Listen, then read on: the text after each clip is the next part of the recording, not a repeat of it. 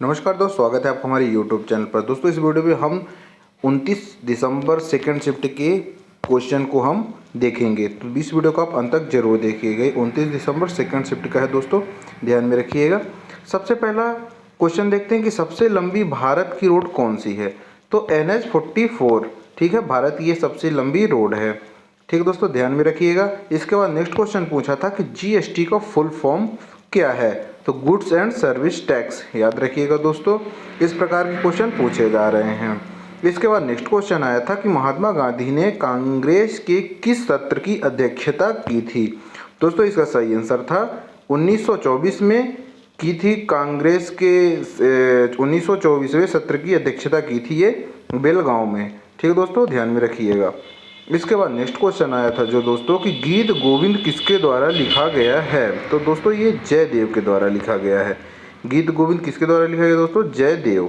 ठीक है। इसके बाद ASSCC का फुल फॉर्म क्या है। दोस्तों ASCC का फुल फॉर्म है ऑटोमेटिक सीक्वेंस कंट्रोल कैलकुलेटर। ठीक है। इसके बाद नेक्स्ट क्वेश्चन जो आया था, कृषि अनुसंधान संस्थान कहाँ पर है। तो यह नई दिल्ली में है। ठीक है दोस्तों, चलिए नेक्स्ट क्वेश्चन देख लेते हैं।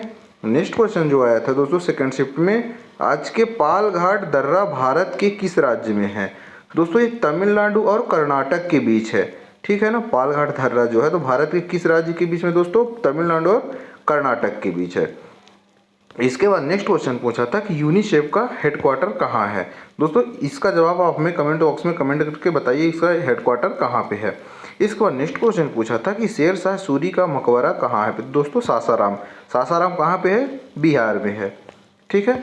चलिए नेक्स्ट क्वेश्चन देख लेते हैं कि टीपू सुल्तान की मस्जिद कहाँ पे है दोस्तों? ये कोलकाता में है। ठीक है।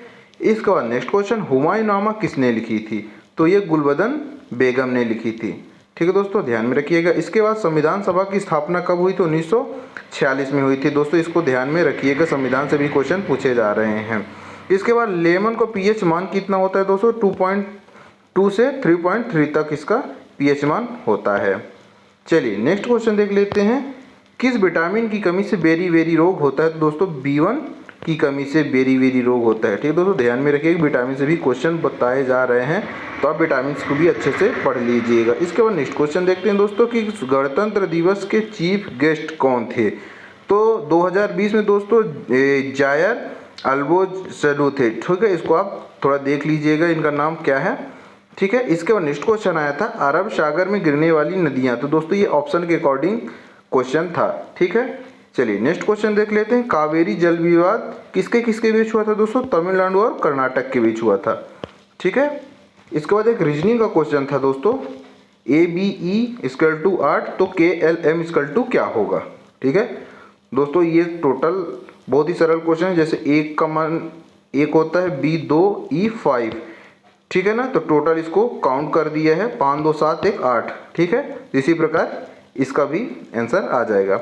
इसका नेक्स्ट क्वेश्चन आया था कि यूरेनियम का भंडार कहाँ पर है। तो झारखंड में है। सेंट्रल ड्रग्स रिसर्च इंस्टीट्यूट कहाँ है दोस्तों? यह लखनऊ में है। चलिए नेक्स्ट क्वेश्चन देख लेते हैं। नेक्स्ट क्वेश्चन था 2016 में RBI के गवर्नर कौन थे। तो उर्जित पटेल थे। ठीक है दोस्तों, तो मैथ्स में भी क्वेश्चन दोस्तों बहुत सारे आ रहे हैं। जैसे ट्रिग्नोमेट्री से की बहुत क्वेश्चन पूछे गए, 2 क्वेश्चन पूछे गए थे। ठीक है, टाइम एंड वर्क से भी क्वेश्चन आ रहे हैं, तो आप इन सभी टॉपिक को ध्यान से देखिएगा। चलिए दोस्तों मिलते हैं नेक्स्ट वीडियो के साथ, तब तक के लिए नमस्कार।